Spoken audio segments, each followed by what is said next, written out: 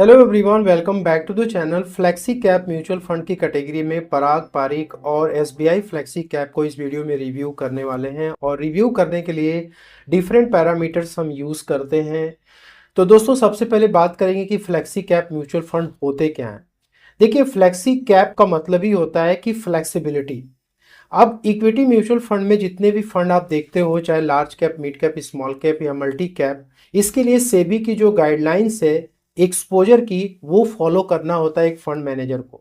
For example multi cap mutual fund, जिसमें कि fund manager को अपने एवम साइड यानी कि एसेट अंडर मैनेज, जो पैसा वो इन्वेस्टर्स का लेकर के मैनेज कर रहा है, उसका मिनिमम 25%, उससे लार्ज कैप कंपनी के स्टॉक्स में रखना है, मिनिमम 25%, मिड कैप में और मिनिमम 25% स्मॉल कैप। मार्केट चाहे गिरे या ऊपर जाए, उससे कोई मतलब नहीं है, मिनिमम 75% आपको इक्विटी में इन्वेस्ट करके चलना होता है।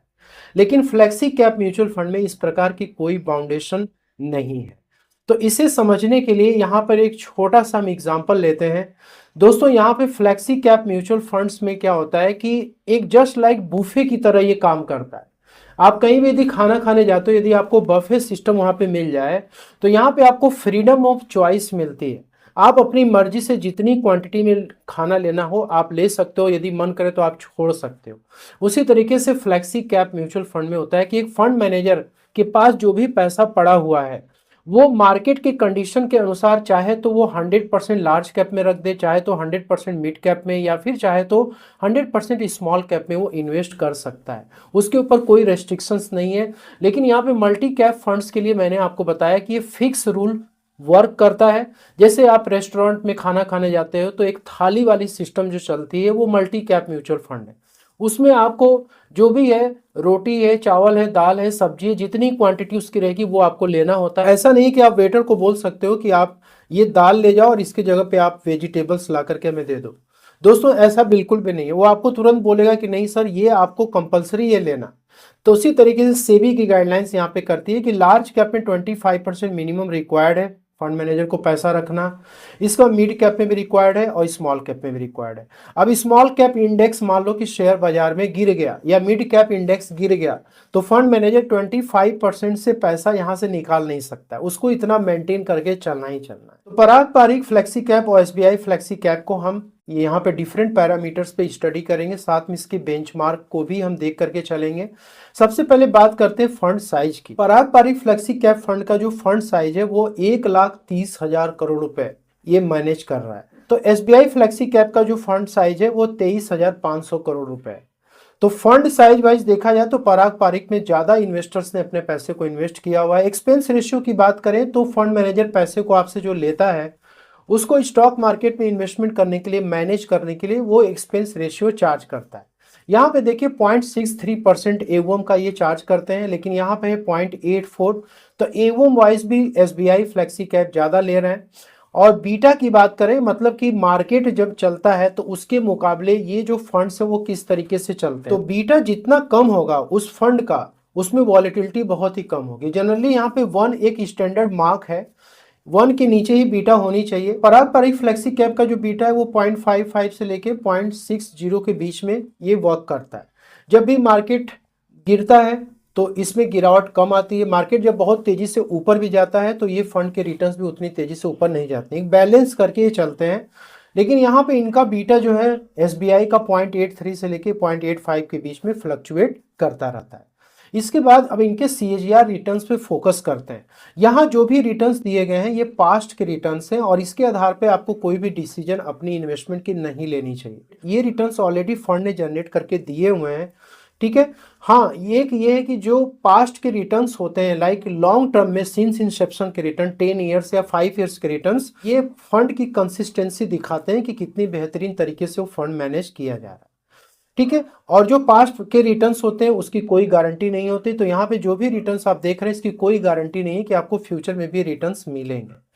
तो यहाँ पे पराग पारिक की यदि देखें कंसिस्टेंसी, तो 1 ईयर में इनका रिटर्न्स 9.1% और एसबीआई का 6% है, तो ये अंडर परफॉर्म कर रहा है, ठीक है। और यहाँ पे बेंचमार्क का रिटर्न यदि देखें तो बेंचमार्क का 10% रहा है एक साल में, तो ये दोनों ही फंड अपने बेंचमार्क को बीट नहीं कर पाए हैं।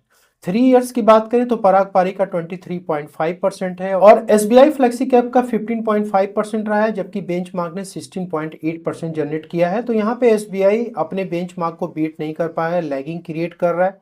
5 इयर्स के रिटर्न्स में अगेन पराग पारिक ने बेंचमार्क को बीट किया हुआ है, लेकिन एसबीआई 14.7% है। ठीक है, तो बेंचमार्क को अपने बीट नहीं कर पा रहा है। 10 इयर्स के रिटर्न्स की बात करें तो 18.6%। अब लॉन्ग टर्म का देखा जाए तो ये बेंचमार्क को अपने कंसिस्टेंटली ये क्या कर रहा है, बीट कर रहा है। और दोस्तों एसबीआई फ्लेक्सी कैप का 14.4% है, तो अगेन ये अपने बेंचमार्क को लॉन्ग टर्म में भी बीट नहीं कर पा रहा है। तो यहाँ पे देखिए इंपॉर्टेंट क्या है कि जो भी रिटर्न्स निकल के आ रहे हैं इनका तो एक तो पोर्टफोलियो एलोकेशंस भी चेक करना होता है, इनकी इन्वेस्टिंग स्टाइल क्या है जिसको फॉलो करते हैं वो भी देखना जरूरी है। अब इन दोनों फंड्स की स्ट्रेटजी को देखें तो पोर्टफोलियो जो ये डिजाइन करते हैं उसमें क्या स्ट्रेटजी फॉलो करते हैं, तो देखिए ये बेसिकली पराग पारिक जो है वैल्यू इन्वेस्टिंग को फोकस करते हैं। इनका जो पोर्टफोलियो है स्टॉक्स का उसमें ना केवल इंडियन कंपनीज के स्टॉक्स हैं बल्कि ये फॉरेन कंपनी के स्टॉक्स में भी इन्वेस्टमेंट करते हैं।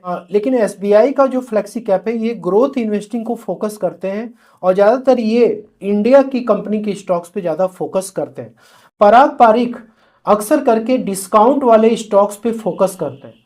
जैसे मान लो कि अभी कोई कंपनी का शेयर 100 रुपये चल रहा है और कुछ टाइम के बाद मार्केट में गिरावट आई तो 80 रुपीस हो गया, तो ये ज्यादातर 80 रुपीस वाले कंपनी के स्टॉक्स को बाई करने की कोशिश करते हैं। ठीक है दोस्तों, ये जल्दीबाजी नहीं करते हैं, पैसा जो भी इनके पास पड़ा होता है वो कैश में भले रख लेंगे लेकिन वैल्यू इन्वेस्टिंग को ज्यादा फोकस करते हैं। मतलब मार्केट में यदि सेल चल रही है तो उस सेल में ज्यादातर जाते हैं और अच्छी क्वालिटी के कंपनीज के स्टॉक्स में पैसे इन्वेस्ट करते हैं। लेकिन जो एसबीआई का फ्लेक्सी कैप है वो ग्रोथ इन्वेस्टिंग को फोकस करते हैं। जैसे मान लो 100 रुपये किसी कंपनी का शेयर चल रहा है, कुछ टाइम के बाद 150 पे चला गया तो इमीडिएटली वो क्या करते हैं 150 पे बाई कर लेते हैं, ये सोचकर कि फ्यूचर में ये 500 रुपीज तक जा सकता है। और इसके बाद एग्जिट लोड की यदि हम बात करें तो पराग पारिक फ्लेक्सी कैप में ये है कि यदि आप 1 साल के पहले पैसा यहाँ से निकालते हैं तो 2% का एग्जिट लोड लग जाता है, मतलब चार्जेस उतने पे करने होते हैं जो कि आपके रिडेम्पशन अमाउंट से ही माइनस हो जाता है। और यदि आप 1 से लेकर 2 साल के पहले निकालते हैं तो 1% का एग्जिट लोड है। लेकिन एसबीआई फ्लेक्सी कैप में ऐसा नहीं है, यहाँ पे लिक्विडिटी बराबर रहती है। तो 30 डेज के अंदर यदि आप विड्रॉ करते हैं तो ये 0.1% का ही केवल एग्जिट लोड चार्ज करते हैं। तो पराग पारिक फ्लेक्सी कैप फंड का यदि पोर्टफोलियो डाइवर्सिफिकेशंस देखें और टॉप 10 होल्डिंग्स यहाँ पे चेक करें तो देखिए यहाँ पर ये 54% लार्ज कैप कंपनी के स्टॉक्स में इन्होंने पैसे लगा रखे हैं, मिड कैप में 6% है और स्मॉल कैप में 4% इन्होंने इन्वेस्ट किया हुआ है। तो मिड कैप और स्मॉल कैप में इनका जो एक्सपोजर है वो काफ़ी कम दिखाई दे रहा है, लार्ज कैप में ज़्यादा है। और इंटरनेशनल इक्विटी की जो मैं बात कर रहा था, जैसे कि यहाँ पे गूगल हो गया, माइक्रोसॉफ्ट हो गया, फेसबुक हो गया, ठीक है, ये फॉरेन कंपनीज के स्टॉक्स हैं जिसमें कि इन्होंने 16% तक का एक्सपोजर ले रखा है। और ये कैश और आर्बिट्रेज फंड में भी 20% का ये अमाउंट मेंटेन करके चल रहा है।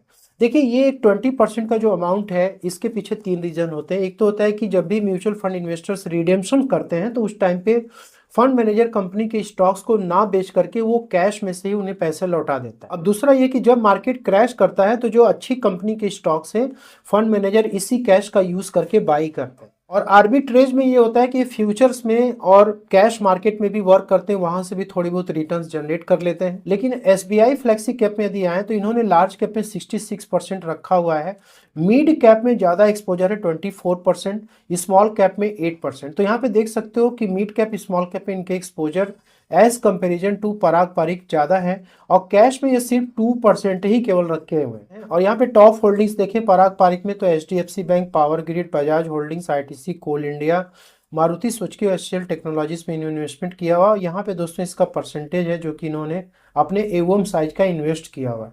इन्होंने सबसे ज्यादा exposure ICICI bank, HDFC bank, Infosys, Reliance, Larsen and Toubro, भारतीय Airtel, State Bank of India, Axis bank, Kotak Mahindra में, टीसीएस जैसी कंपनीज में इन्होंने इन्वेस्टमेंट करके रखा। अब इन दोनों ही फंड्स की रिस्क प्रोफाइल और टाइम होराइजन इन्वेस्टमेंट के लिए क्या होना चाहिए जनरली, तो देखिए दोनों ही फंड इक्विटी में इन्वेस्टमेंट अपना रखे हुए हैं, इसलिए इक्विटी का मतलब होता है रिस्क। जब तक रिस्क कोई नहीं लेगा तब तक रिटर्न्स जनरेट नहीं कर सकता है। तो यहाँ पे पराग पारिक जो है लो टू मॉडरेट रिस्क प्रोफाइल के साथ आता है, जिसमें कि ये डिफेंसिव स्ट्रेटजी के साथ काम करते हैं। वैल्यू इन्वेस्टिंग ज़्यादातर ये लार्ज कैप कंपनी में और कैश में पैसे को रखे रहते हैं। इंटरनेशनल डाइवर्सिफिकेशन से इस फंड का तो यहाँ पे 5 इयर्स प्लस के लिए टाइम होराइजन यदि है तो इस फंड को कंसीडर किया जा सकता है, और शॉर्ट टर्म के लिए बिल्कुल भी इस फंड को अवॉइड करना चाहिए। सिमिलरली एसबीआई फ्लेक्सी कैप में भी देखिए 3 to 5 इयर्स तो लोग सजेस्ट करते हैं, लेकिन इसमें भी 3 to 5 इयर्स नहीं रखना चाहिए। मिनिमम 5 इयर्स का टाइम होराइजन लेकर के तभी प्लानिंग करनी चाहिए। और एसबीआई में सिंस कि इन्होंने मिड कैप और स्मॉल कैप में अपना एक्सपोजर ज़्यादा रखा है, लार्ज कैप में भी रखा, तो इक्विटी में ज़्यादा होने की वजह से इनकी रिस्क प्रोफाइल थोड़ी सी मॉडरेट टू हाई हो जाती है। फ्लेक्सी कैप म्यूचुअल फंड में इन्वेस्टमेंट करने से पहले आपकी अपनी फाइनेंशियल गोल डिसाइडेड होनी चाहिए, और टाइम होराइजंस और रिस्क प्रोफाइल भी डिसाइडेड होनी चाहिए। यदि आपकी रिस्क प्रोफाइल बिल्कुल भी लो है, आप इक्विटी में इन्वेस्टमेंट नहीं करना चाहते हैं, तो फिर आपको ऐसे फंड से दूर रहना चाहिए। 5 इयर्स प्लस की टाइम होराइजन से रिस्क आप थोड़ी बहुत ले सकते हैं, तो फिर इन फंड्स को आप कंसिडर कर सकते हैं।